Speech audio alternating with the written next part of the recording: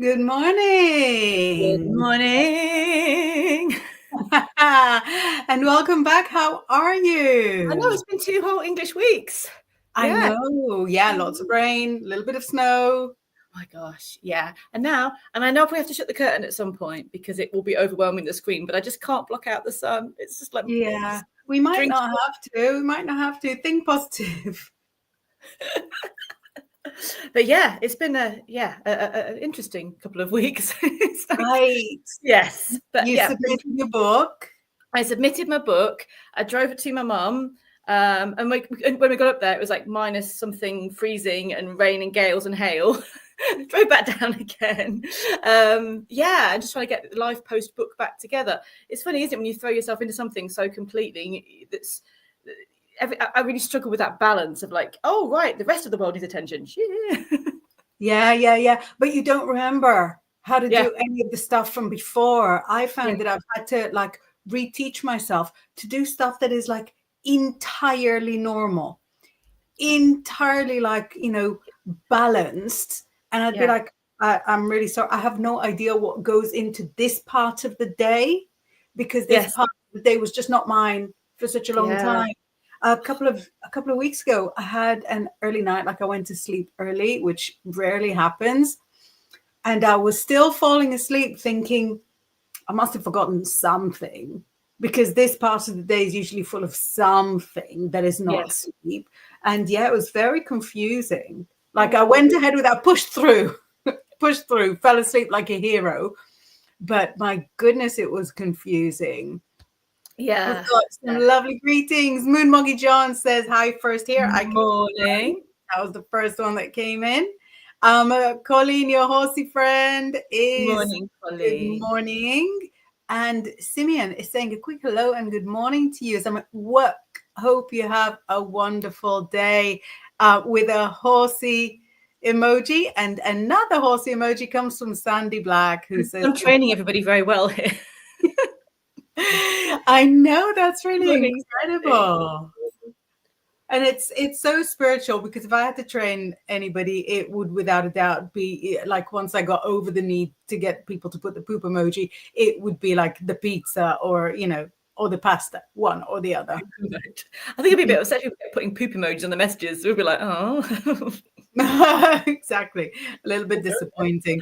But we've got a good balance from Sandy. We've got a horsey and a crystal ball. Morning. That's Good lovely. friends. So, what old new things are you incorporating into your life? Presumably, Cleaning. sleep. I was like, oh, that's how you do it. I mean, to be fair, that's never been something I've been very good at. So I'm just gonna. But No. actually, just business, work, balance. Yeah, I'm not very good at balance. I can just throw myself into things fully, and then it's the next thing I find, and it's just like that's not really that great. Let's just try and find some balance. It's not. But Not I great. feel like we're so lucky because when you are somebody who's, a little bit extra, the fact that we can have this as a career, as like a whole entire full-time career, I feel so lucky. I Yes, think me if too. I had to, if I had to work like a real job, it's not just God has helped me, but God has helped everybody around me. Yes, yes, yes, absolutely. Just doesn't fit. I was reading something earlier about like this is a bit about the work regime and that schools and works and that they're not there to make people be free and to think differently or to kind of they're there to get everyone kind of more placid. And I agree, not schools as much. I think schools are amazing, but like the fact that we kind of think, well, that is a normal work routine, but it is really good, but it doesn't suit everyone's nature, does it? It doesn't suit everyone's nature, and we still kind of feel like, oh, you look at you and you're self-employed person. Most people I know that are self-employed work about 24 hours a day. Yeah. They don't have the stop off. And sometimes I think maybe I could just go back in and do a different job just to give my brain a break. But I know that it would just be bad for everybody, like you're Oh, saying. yeah. No, because you'll come back. If you had a 9 to 5, you'd be home at 5:30, have a Yeah. cup of tea, and paint something for an Etsy page, or Mm-hmm. or support people who are trying to do the same. It's what you're saying about like regular jobs, I really see that at home because my partner is in a sort of regular job. It's just the inflexibility where, you know, people move to working from home. Suited some, didn't suit others. Fine. So when circumstances changed, some people went back to the office or found jobs that were in the office. Some people remained with a, you know, with a abundance of working from home jobs that exists now that didn't exist 5 years earlier. But they've got some thing happening in the office. I don't know. I don't ask too many questions because as I explained, I feel guilty when I sleep. So they've got so they've got to be in the office a lot more in like April and May. And he was like, look, I've been trying to fight it. Do you need for me to quit? And I'm like, no, this is, you know, it's really, really okay as long as it's okay for you. Why? And he's like, yeah, no, for no reason. They think it would be a good idea. So the fact that you've got no flexibility, where at least when you're self-employed, you know, you might be busy all the time, but you know what you have? Flexibility. Yes, absolutely. And you can go, it's sunny today. I'm going to go out now and I'll do the work later. For most part, but not always, but you know. Yeah, no, it's, you know, working in the middle of the night is so my personality. Even when I was a soldier, I used to do whatever I could in the night and then like sleep because I was in charge of my own like little role. I didn't have to report to anyone. Well, I behaved as if I didn't have to report to anybody. You know, the army doesn't really work that way. But I would work, like it's a lot more me to work very, very late at night and then sleep in the morning when it's possible. Yeah. And that was magical. That was brilliant for me. So now as self-employed, when I can work really, really late at night and then have, you know, a slightly more chilled morning or, you know, or go running at 11 in the middle of the day, it suits. Whereas in like a regular job, it would have been frowned upon. Where are you going? Why are you so sweaty? It's my 11 a.m. run. What? That's what I do. So, yeah. I think when I was a soldier is such a great sentence to drop in. When I was a soldier, I'm like, yeah. Does not play well with others. If I don't operate well in like a regular job, just imagine what I was like as a soldier. Imagine. I mean, you'd win a few wars, but I don't think with the commander. Yeah, no, it was not exactly the perfect fit for my personality, but I made it fit. I made everybody sort of work around it. I've got a fabulous message from Colleen saying, yes, I hear you. I work a regular job. Yeah. My other job. Definitely. I've done that for sure. Yeah. For many years. That's how we all start, sort of doing the regular job so that the little job on the side would grow and become big. Moon Moggy Jones says, sunny here too. Yeah. Nelda is saying good morning. Nelda, very early where you are. Andres says, hello, my beautiful spiritual sisters and family. Morning. And John says, better now and 3 weeks behind work. Were you poorly, John? Yes, I think he was pretty poorly. Yes. Yeah. Saying I'm self-employed, amazing, and Visible Black is saying morning. Any relation to Sandy Black? No, I know. No, they're not. They're not.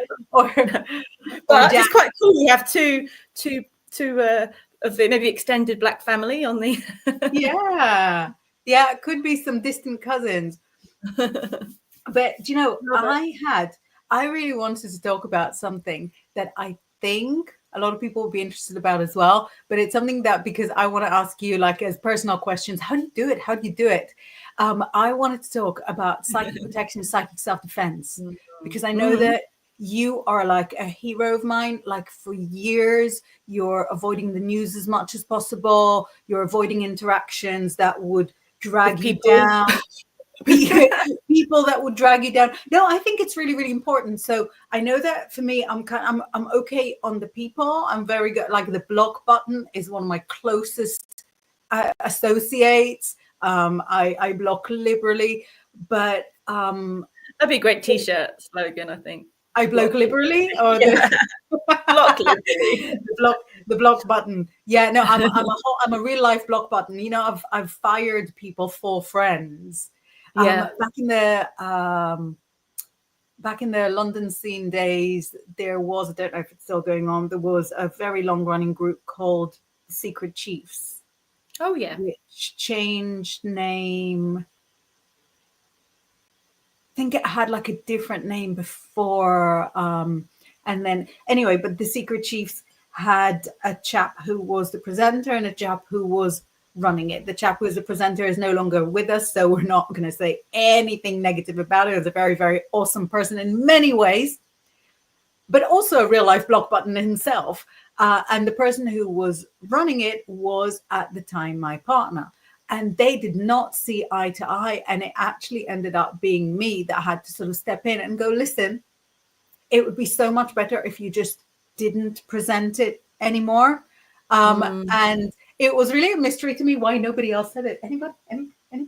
Why are you not saying? Because welcome to England. Why is everyone so quiet and looking really pissed off? Why the silences, people? Why the silences? Wake up. Tell to him that he will be much better, that everybody will be getting along much, much better if he just stepped down. And it was fine. And nobody was annoyed with me. That's the thing. I didn't feel like anybody was annoyed with me. It was a job. Yes. And then years before, my friends in Greece, so they used to hire like a room. They're twins, identical twins, so gorgeous.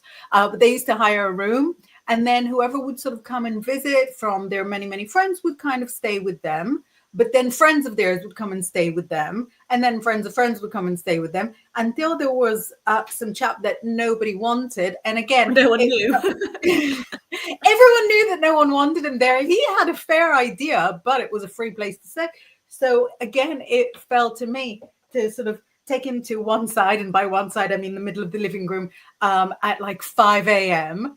and say to him, listen, you're going to have to find a new place to stay because they're paying the rent here and they're not happy with you being here. And again, I know that people would feel disappointed if it's said to them, but I didn't feel like anybody was turning against me or sort of, you know, or I don't know, worried that I would suddenly turn on them or anything like that. I really recommend it. I really recommend the human block button. But yeah, but for me, I really look up to you. So I love if it's true. So I would never fire you or kick you out of literally anywhere. No, I would clone you and put two of you in each place. But yeah, I would love for us to chat about psychic protection, psychic self-defense, and kind of where it crosses over to real life as well. So look at John jumping on. Please don't block me. I harm none. If I show you the people that I liberally block, you're not going to feel like you're even from the same species of person. I you know, without pulling a victim card, I'm Jewish. I get a lot of hate speech online. So block, not a problem. Goodbye. I don't even take it to heart. But I wouldn't have thought, John, that if you had something particularly nasty to say to me, you wouldn't have said it already. Exactly. And I think you said something really important there about taking it to heart. I think that's when when like things get damaging. It's like having that kind of that it's a lot of self-work to not take everything to heart, isn't it? Especially probably for everybody, if you're sensitive or very British or just very intuitive and psychic, if you know, or you have got a lot of unresolved stuff, which we all have, that when someone says something, it just goes and then it becomes an issue. And then that's the interesting thing about psychic or any kind of human. People sort of say psychic attack, but anyone can do it, and people often do it through gossiping, through kind of lots of weird learnt behavior. And it's when that gets into another person, that's when it becomes something that's really hard to deal with, isn't it? And that's sometimes we become aware of the things that maybe are those, say, trigger buttons, or those things that are, and not saying to separate yourself from it, but like maybe separate yourself from it while you're healing that, and then see if you can deal with it a bit more later. I think you say, like, having that strength to go, that's not going into my system at all, is such a brilliant thing, isn't it? To go, nope, off you go. Yeah, but you know, I actually feel like the ability to do that makes you a much better psychic. Do you know what I mean? Because then you're sitting in front of someone and you know that you're going to tell them something potentially devastating, or potentially that if somebody said that to you, it would be devastating. I would say something like, you know, a love separation, not even to mention like illness and stuff like that. But let's say love separation as an example, because we have to say that a lot. Yes. And when you are too sympathetic, is it sympathetic? When you're inside that emotion, when you're very sympathetic and you feel like you're about to devastate somebody, then you might hold back as a, you know, as a new psychic or as a sort of overly sympathetic person, and you might be tempted to sugarcoat things. Whereas if you're able to just sort of stay in the empathy and and I think faith plays a big part in it, because you want to have faith that the right message is coming to that person at the exact moment they need to hear it. And it's always a relief, isn't it, when you say it to them and you kind of brace yourself and they're like, oh yeah, I really thought that's what you were going to say. Yeah, I know it. Yeah.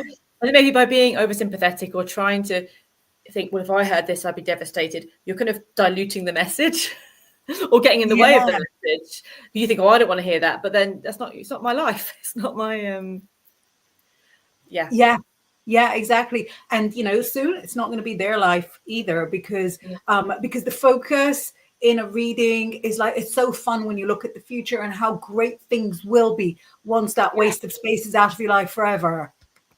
Absolutely. Yeah. I get really excited about that. And then you see the other person just going, I'm really excited. They're like, yeah. Do you know, that's, I think, like recording a reading is so good for that, because you kind of lean to the recorder and you say, it's a little too soon for you to hear that now because of all the devastation. But I know when not we today, look at, but when we look at next year. So Sandy is calling it bounce back ability. And that is really, really right. You're seeing completely the psychic attack, you're seeing the personal attack. Sometimes they're personal attacks. And you're seeing it, acknowledging it, bouncing back from it.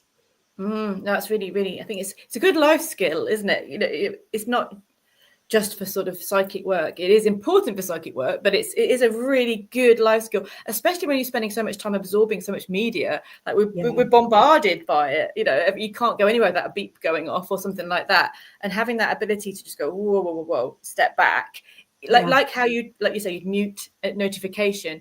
That's kind of psychic protection as well, isn't it? Is many ways like muting things that actually this is not my dance space.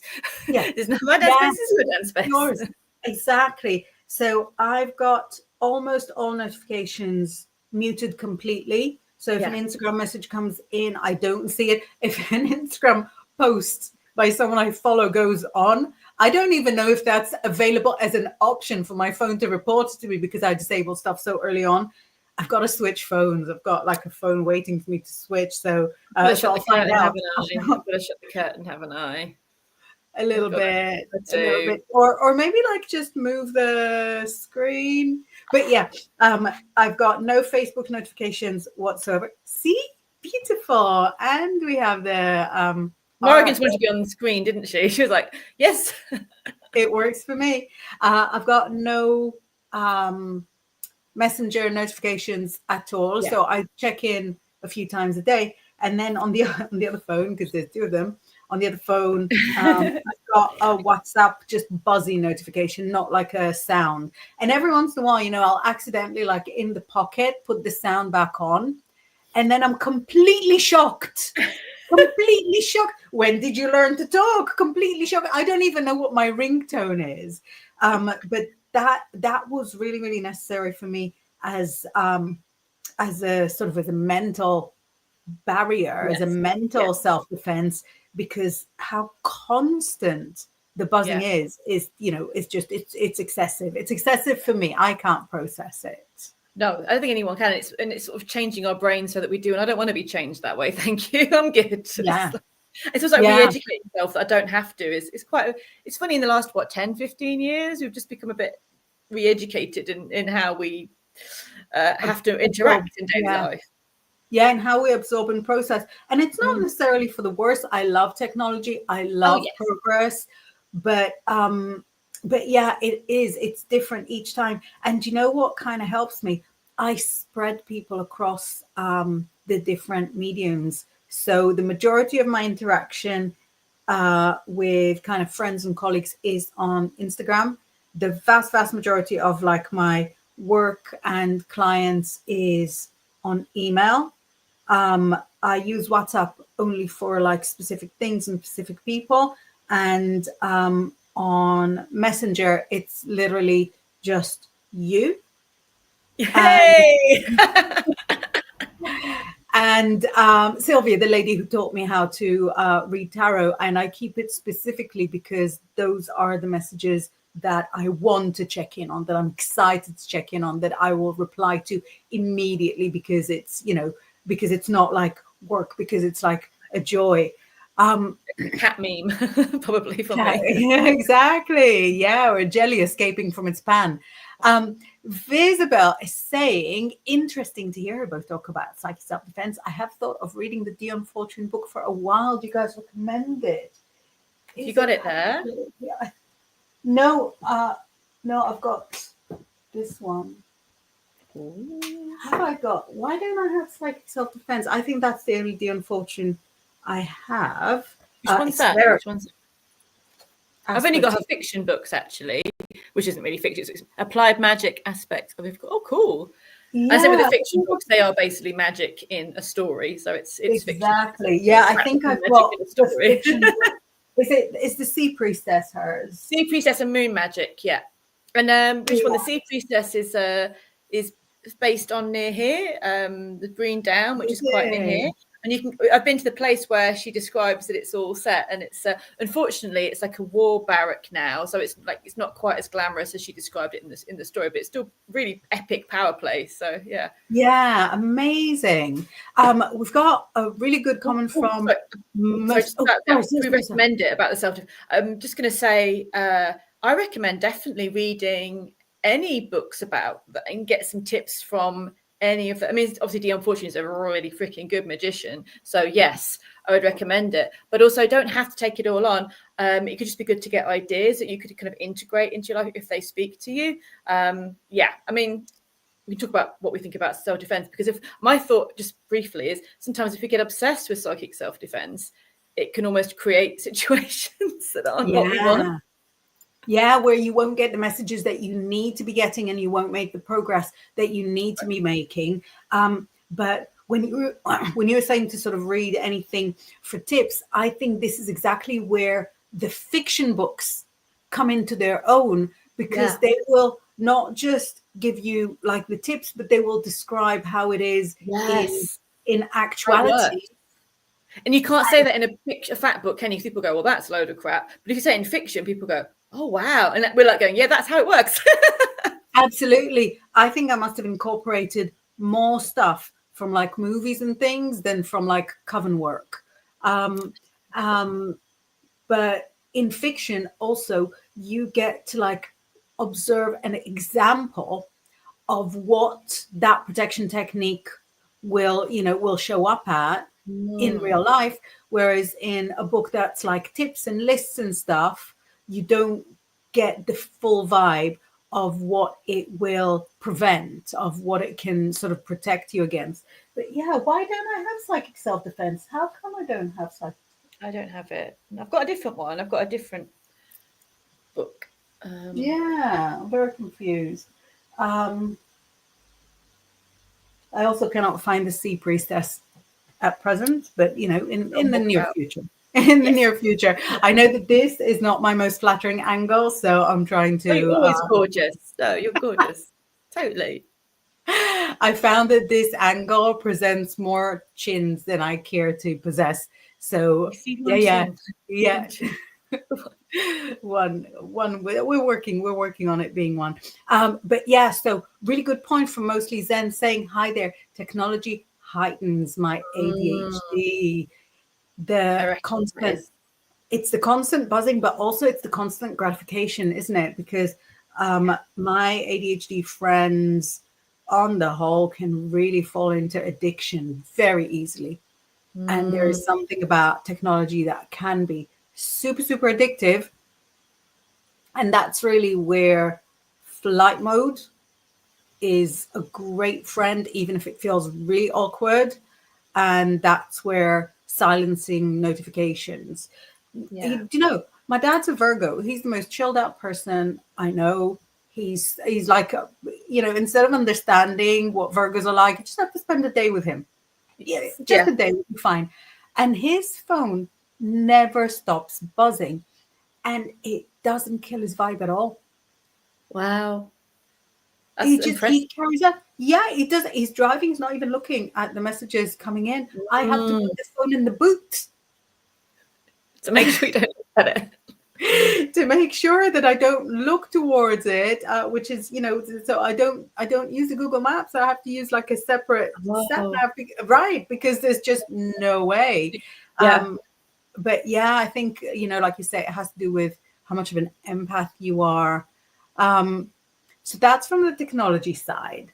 On the practical side, what kind of things do you recommend for self-defense? Yeah.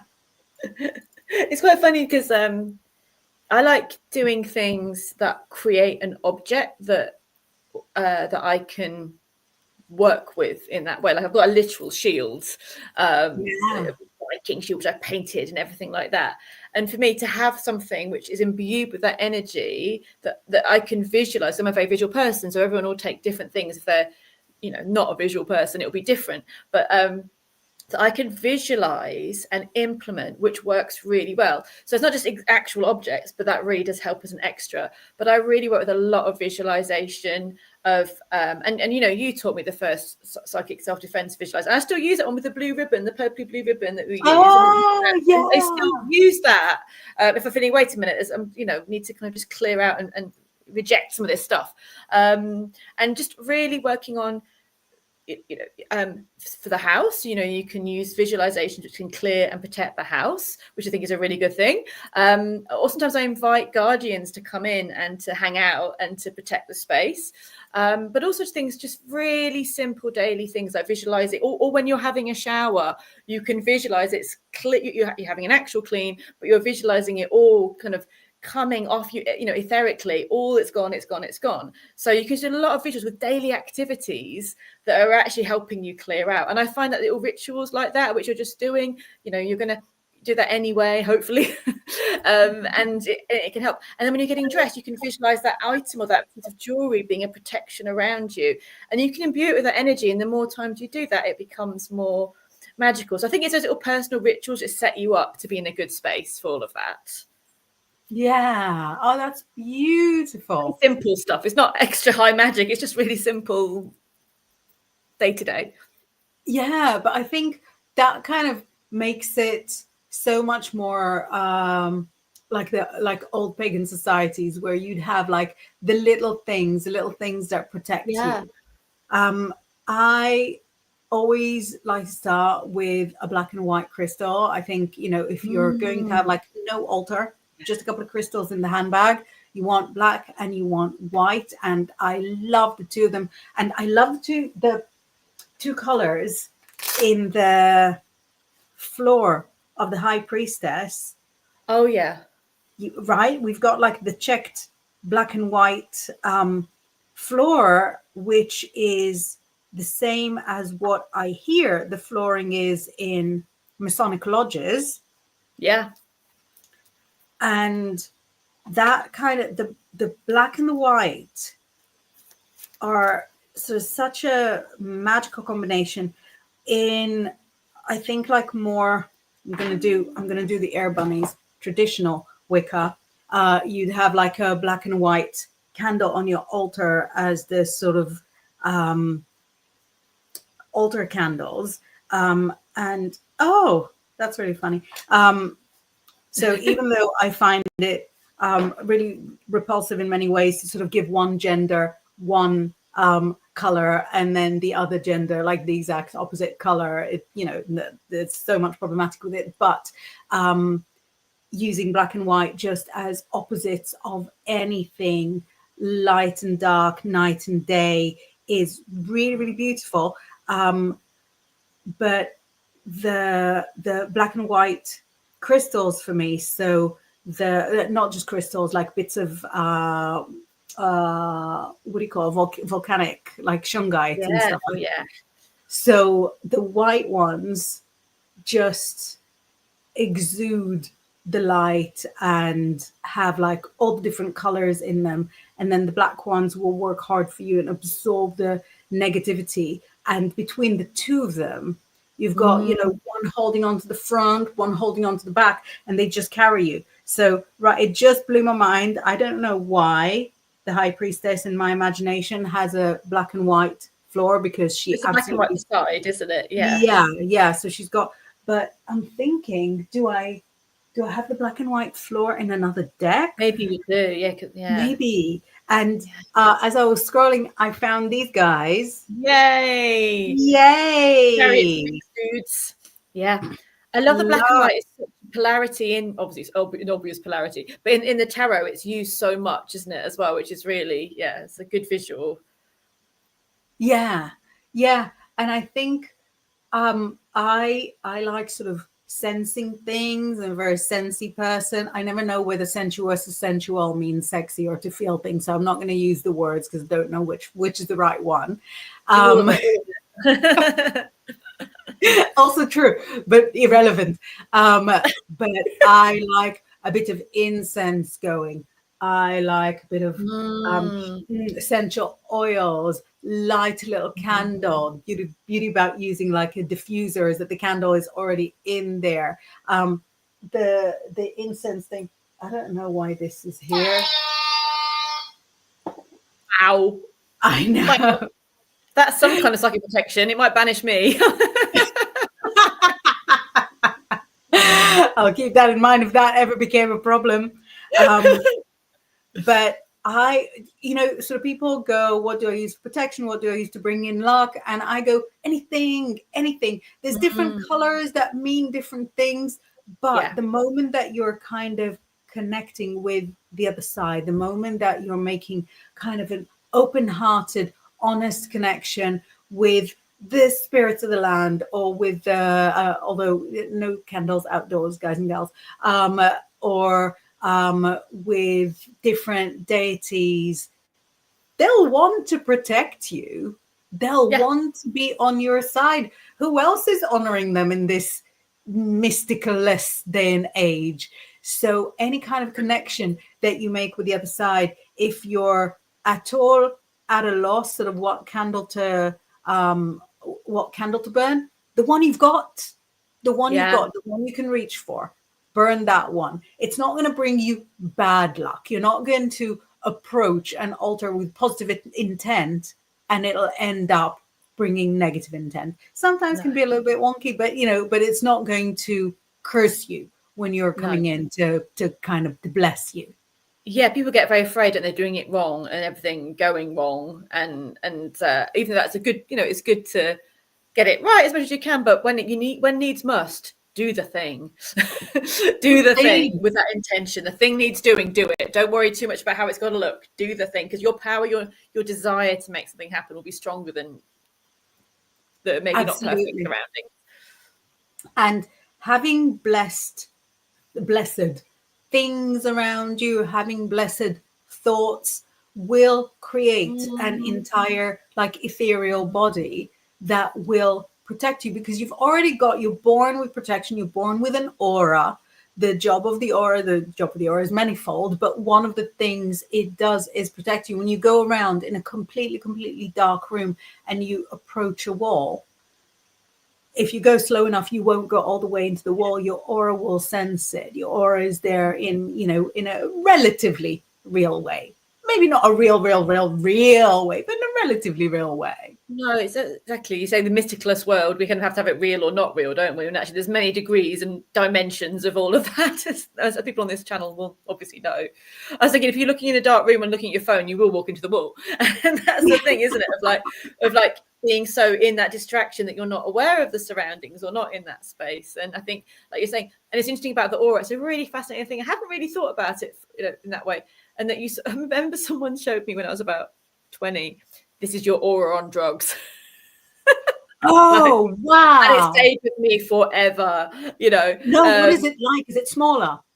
No, it had holes and dark, and it's just like it was diagrams, like it was just on, but you just go, but I get that. Like, here's your, not on like, not on herbal remedies, but on things that are kind of chemically and like that kind of thing. And it was showing me different auras in a diagram, and she just showed it me, and it stayed with me for like the last 20 years. Like, yeah, that makes sense. That sometimes you can, that these sorts of things can affect us, not just drugs, but different things, and it can put us holes in. And that's when it's, that's when you feel like things start to spiral a bit sometimes. And I kind of, it was a really interesting thing, and I hadn't thought about it for a while until you said that. Like, but it's a natural protective thing. We need to sort of nourish it with as much goodness as we can, isn't it? Really, it's not saying don't. Because the ethereal body and the ethereal body and the physical body run along the same kind of lines. Yes. They'll protect each other, or they'll, soak away stuff from each other if they're a little malnourished. But when you're honoring and feeding your physical body, that also blesses your ethereal body. When you're honoring and nourishing your ethereal body, that also blesses your physical body. And if, so you're a visual person, so you need sort of visualization. I need to sense things. I need to taste them.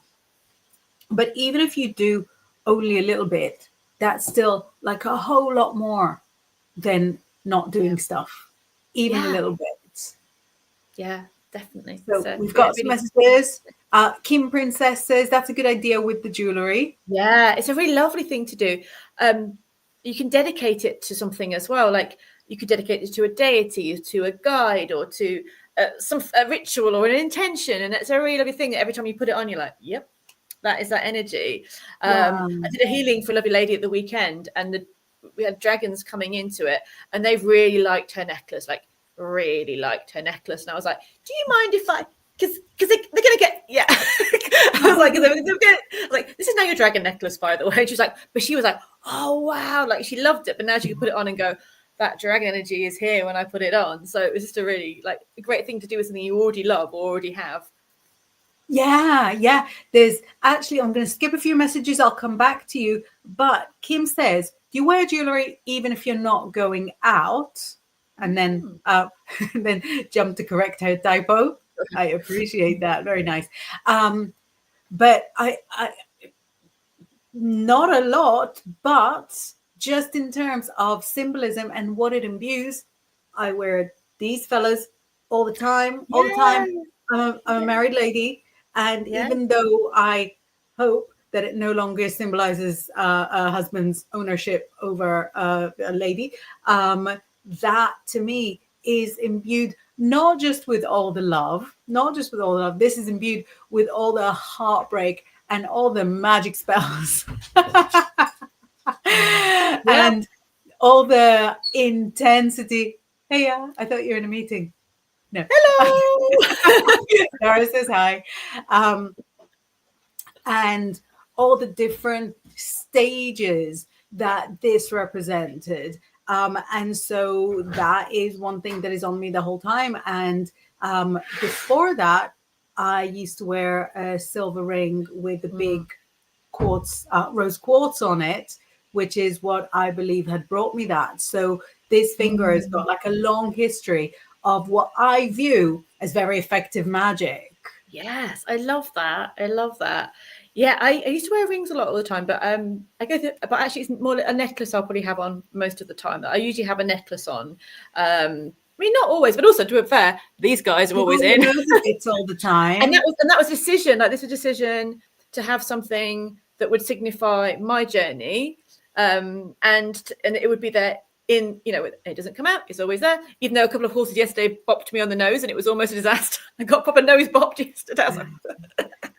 But apart from that, so yeah, that's always there. So there's something, it's a body jewelry in that is there all the time. And the only reason I don't have other jewelry on all the time is I do get irritated by things. Like, it annoys me. So I like things that are just comfortable, that are there, that I know are there, and that could be magical for me. Yes. Did you ever get, so I used to have a tongue ring when I started doing readings, and I would have to take it out, which was not sexy, midway through a reading, because it was kind of interfering with my flow. So I ended up just, you know, just leaving it out. Do you ever get like a, you know, take everything off feeling? Yeah, not body jewelry though. That's been, I forget it's there until someone mentions it. The belly ring is fine, and just small things on my, yeah, things like rings sometimes, like off. I get that off. Yeah, that's maybe things around my hands. It's kind of often a bit like, no, it's yeah. So that often, if it's maybe interferes, I don't know, something interferes there, so I take it all off. So that's when I'm doing a reading, I just take off the rings as well. It just feels like I've got a space for them. I don't know why. It's yeah, like you said, maybe it's blocking of some kind, or yeah, that is interesting. So we've got a few more messages. If you guys want to share your ways of self-defense and so on, please do not hesitate. Woo Rider says, hello from Northeast Florida. Tell us what the weather is like there. John says, you're wearing black and white.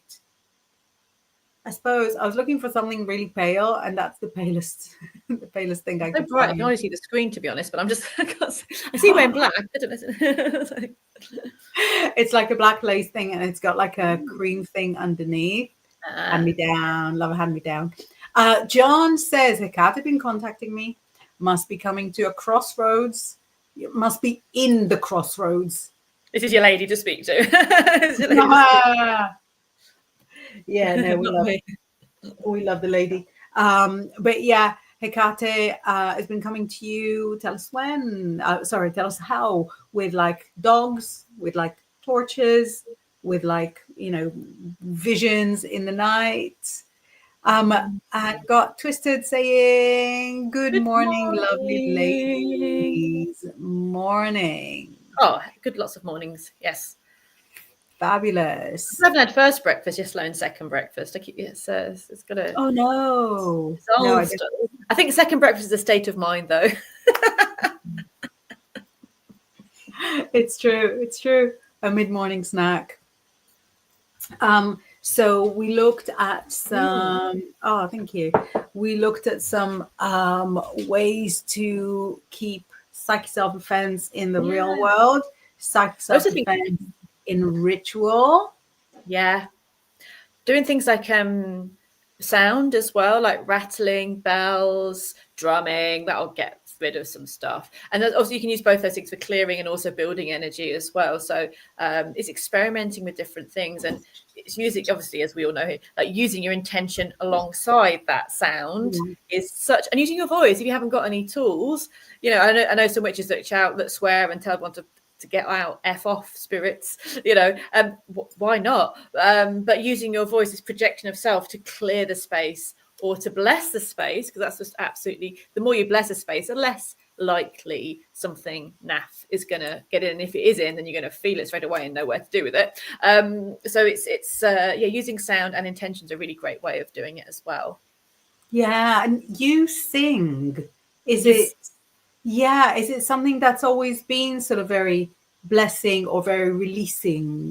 Yeah, it is. I think maybe over the last few years I realised it. I didn't really realise as much the power of it, and I've been using it with healings, and I felt a bit of a twit at first. You feel like, oh my God, they're going to be like, why is she's a bit awkward, like she's singing?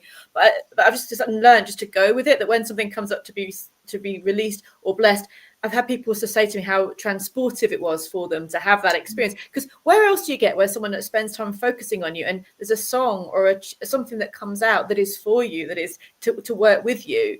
And generally people have gone, oh, wow, that just helped transport me. So you kind of do feel a bit of a knit sometimes if you're just going to, because singer just kind of release something that wants to come out, but as a whole people do really appreciate that they feel it as well, so it's selfish not to sometimes. That's really nice. I feel that tidying, which is not a hobby of mine nor something I find natural. And also tidying and also cleaning are really liberating spiritually and mentally. And when you're not somebody that sort of finds it natural, it really is hard to sort of get yourself doing it. But the beauty of it is that the more you tidy like one corner of a room, like God, not an entire room, and I can't even sort of contemplate a whole corner, but when I do like a little bit, then the next corner will be much easier because my energy is lifted. I did that this morning. So again, we're not the most, obviously, to anyone that's watching in, we're always tidy, we're not obviously the most people that are in that know, but I started a little bit and it was like, okay, this whole space needs clearing. And then I looked at the rest of the room like, well, now and I kind of want to now. And it's like, it takes me a long while to get into that space. But once I do it, you feel, like you said, you just feel that, oh, thank God. Yeah. The tidying and cleaning TikToks really help because you see the before and the after just like a few seconds apart. So it sells you, that very false illusion that it will be as quick and effortless, and it's really not.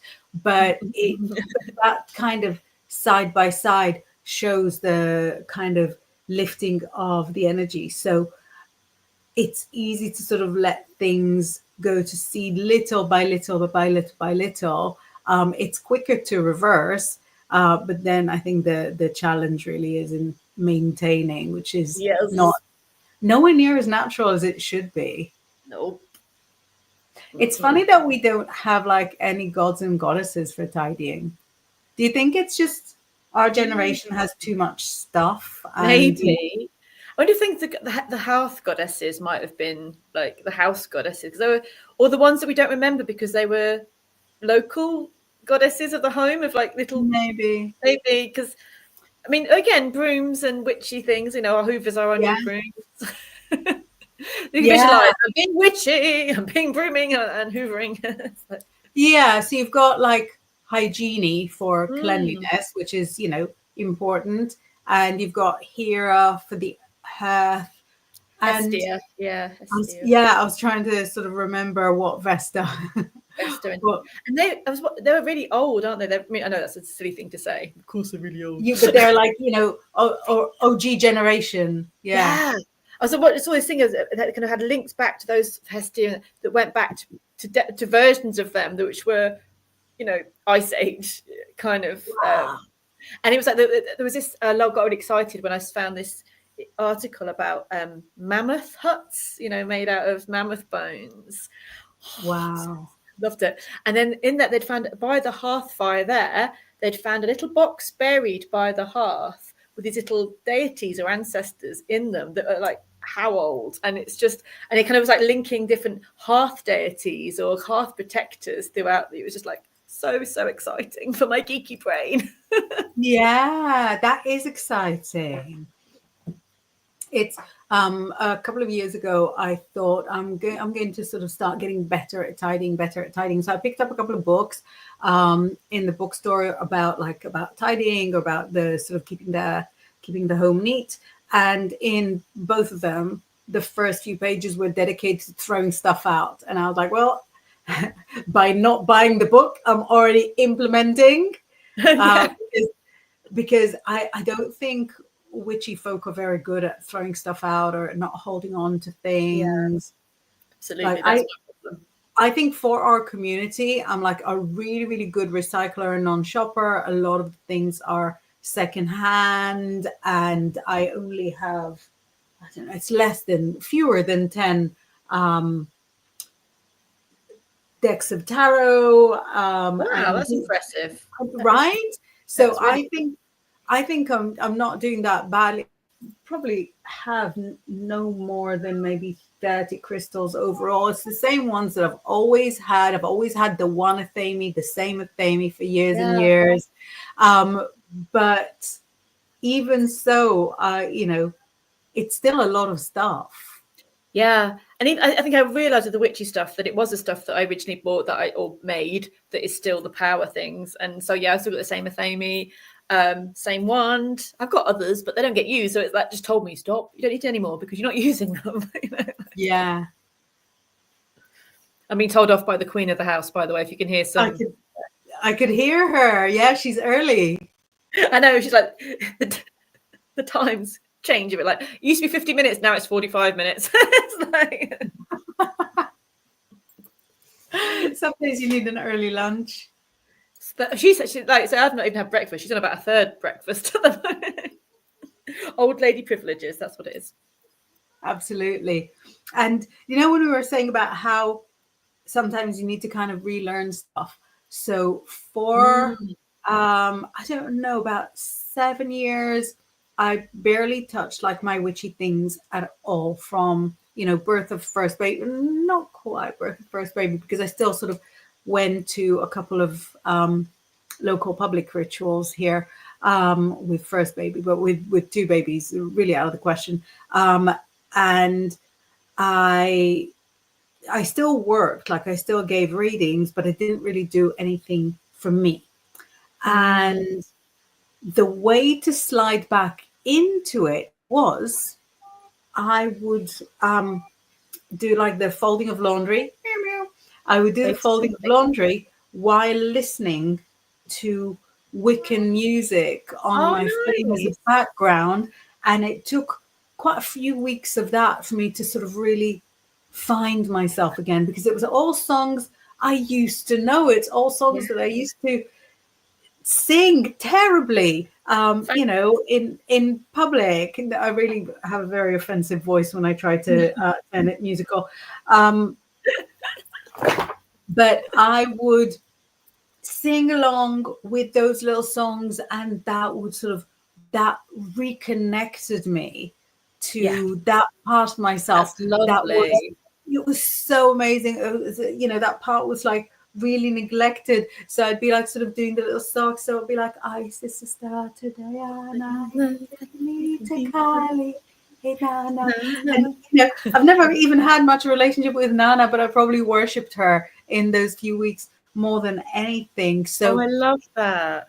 Thank you. But really, sort of anything you do, even the littlest thing, it all adds up. It all counts. So I think it means more in those times, doesn't it, as well? Like you remember that. Like you've sung that song countless times in ritual, but that's a time, where it did something for you in a really beautiful way. Like it brought you back. It's really nice. It really did. I was like, oh, look at that sound. That is familiar. Oh, that is me. That is my personality. Where I find it again. No, that's really, power songs. Yeah. And it was like an American melody change. So there would be sort of some songs that I didn't know. So it was sort of really exciting to learn them from week to week. And it was very soothing. Whoever put that together as a 1 hour chain of songs on YouTube, no background image, no nothing. Oh, nice. Thank you. Whoever did that, thank you. And my little life hack that I do now, because I can be sort of really lazy if I let myself, I do a new moon ritual every new moon where it's kind of for me, but I invite whoever wants to join for a small fee to sort of read all your manifesting in my ritual. And usually a few people will join. And that means that I have to do the new moon ritual because now it's work. And of course, if it's work, there's no way I will miss it. And so then then I'll cleanse, and then the which I mean 100% spiritually, it can be sort of pretty messy, but then I'll cleanse by salt and by water, by air and by fire. Then I'll invite the goddess and the god here. There'll be a circle raised, there'll be elements, and then I feel like the house at least sort of get the house and me in it at least sort of get one big monthly blessing. Which I think is it's like usually you'd have maybe, you know, when we used to have covens, you mean, you know, that would mean we would have to do it because it was coven time. And without that, we can all be a bit like, I mean, you know, it's going to be full again in a couple of weeks. So I could do it then if I get off the sofa. Yeah. We've just got a few more messages before we run out of time. So just a few more messages, Starla. A few more moments, Starla. Because I feel the same. I'm like, my lunchy. John says, I connected with Hecate in the center of a roundabout years ago. Oh, yes. Sometimes she speaks to me. I need to meditate and find out what she wants. Yeah, I really think if you're already sort of getting the signs, then you're already there. She's not telling you that she's coming. She's go put the kettle on. She's not gone anywhere. Visabel loves the Hoover broom. Baby. Diane says, I made a dragon eye from the 21 lessons of Merlin book. It's just made out of clay, but it's been very effective protection. So nice. That's very you, isn't it? Oh, I love that. Dragon eyes, yes. I love it. I think you make yourself as well. Again, doesn't have to be whatever. It doesn't matter. It's just the fact you've made something, which is your energy. It's, again, that's really witchcraft in itself. Obviously, when we're looking at witchcraft historically, there wasn't any shops. Everything you created, every charm was handmade. And actually, it's like we were saying about not many goddesses of housekeeping. But I think, like, you know, the act of witchcraft creates that invitation of energy of magic in everyday things, and everything's so easy to buy off cheapy shops nowadays. It's which is wonderful. I'm not moaning. It's just that when you can make something, you're going to love it so much more. You're going to love it. Yeah. Is your wand one that you made? It's one that I made, and it's the one that we found on the first ritual I did with you back on Primrose Hill. Do you remember? And I found a twig then, and I picked it up, and I went home, and it's so simple. And there's loads of other ones, and I have made others since, and it just doesn't have that. That was obviously carried years of love. Yeah. You know? Yeah. So I've got the first one that I made is still my wand. It's still what comes out. And Sandy says, I literally just found a clear quartz crystal. I thought I lost. Let's do a find a crystal dance. That's I love crystals go on adventures, don't they? They go off wandering and they go, hi, I'm back. You're like, oh, right, okay, thanks. Yeah. Where did you come back from? And Steve says, is this actually live? And if so, from what country? The UK, England. Yeah, it is live. It's really live. 12, Look, 12, almost 30. Yeah. YouTube notifications, all of them Grizzly Bigfoot. Yes. But it is absolutely live. Okay. I'm in the north of England. I'm in the southwest of England. And and where are you from? So thank you, Steve, for joining us. We're going to have to finish. Should we do another one about this? Because it's such a good topic. I think it's a great chat. We can do part 2. Because I love it. I think it's a really good time to think about it. You know, we're going to go, aren't we? But it's like dark moon, new moon. What a great time to do a bit of clearing out and putting in new intentions for that clearing and for protection. The new moon in Pisces. So the new moon in Pisces is illusion, delusion, psychism, the use of your esoteric gifts. And the new moon in Pisces can really be an open door for all sorts of to come from the other side. So you want to be prepared. And way as well. One way. Both of them. Amazing. Oh, it was so fun to catch up. Thank you. You too. See you next week. Amazing. Oh, wait. Yeah, I found how to do the next week. Bye. Okay. See you later. Bye.